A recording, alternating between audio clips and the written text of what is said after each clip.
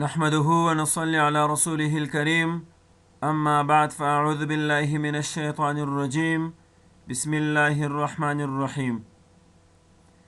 د تجوید زده کړې یوټیوب چینل دوستانو، السلام علیکم ورحمة الله وبرکاته.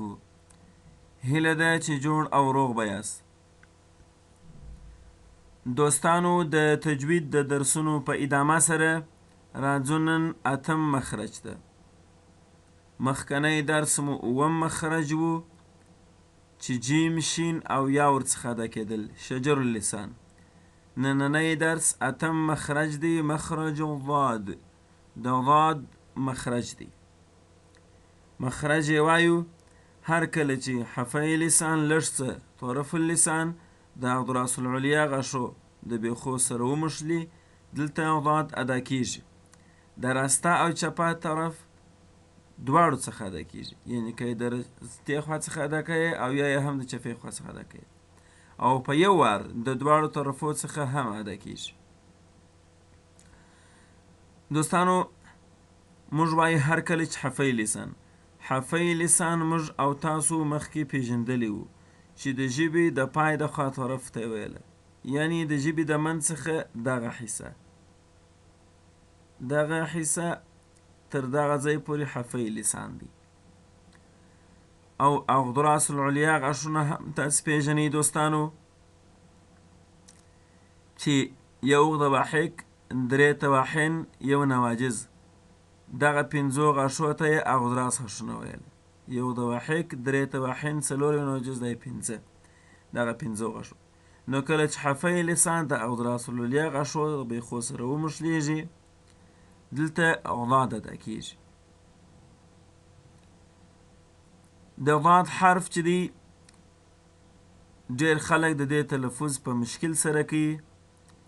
ځینې خلک د ضاد حرف په ضا سره تلفظ کوي، ضا، چې دا بالکل غلطه خبره ده. ځینې خلک د ضاد حرف د غین په شکل تلفظ کوي، چې دا هم غلطه طریقه ده. او ځینې خلک دغه د ضاد حرف د دال په رقم تلفظ کوي، چې دغه هم سمه طریقه نه ده. خو د ضاد حرف چې دی په حروفو کې د ضا چې موږ زوا ورته وایو، د زوا د حرف سره زیات مشابهت راوړي.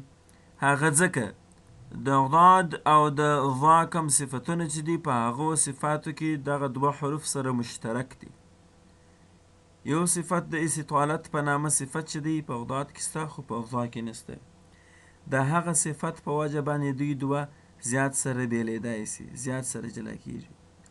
خو نور د ضاد د حرف تلفظ چې موږ او تاسو کوو، هغه باید د غین په رقم نه وي، هغه باید د دال په رقم نه وي، خپله د ضا په رقم باید نه وي.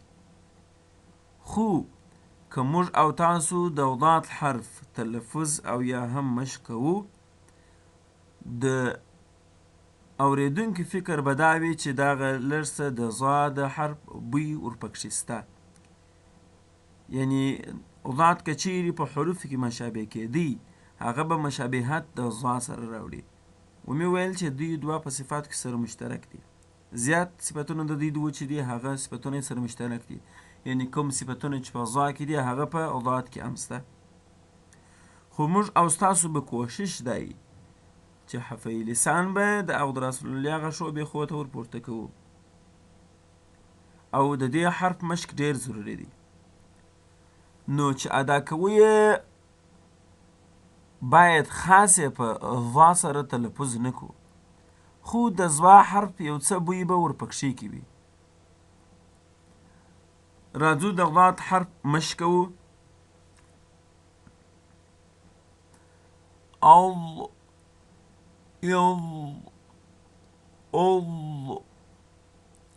دوستانو، د ضاد د حرف په ادایینه کې مخرج یو څه کشیږي. زیات پر کې د ضا سره همدا راځي. ګوري ضا خو داسې تلفظ کېږي، اض، اض، اض، داسې لنډ. خو ضاد وږد دی.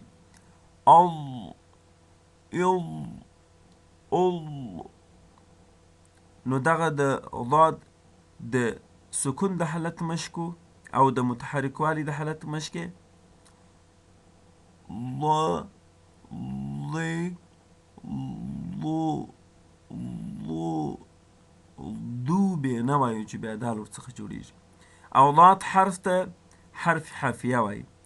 حافیه ځکه ورته وایي چې دی د حفی لسان څخه ادا کېږي. مخرج خو مې وویلي چې حفی لسان ټول ورپکښې کې داخل دی، لږ څه طرف لسان دی، یعنې دغه برخه د دغه راس لسان د بغل څخه چې طرف لسان ورته وایي د دغه ځای څخه شروع بیا تر دغه ځای پورې دغه د ژبې کومه حصه چې د طرف لسان ټوله لږ څه حفی لسان، حفی لسان ټوله لږ څه طرف لسان ببخښئ څه د دغو غاښو د رسول الله غاښو د بیخونو وري دلته سره جنګ و، دلته ضاد ادا کېږي.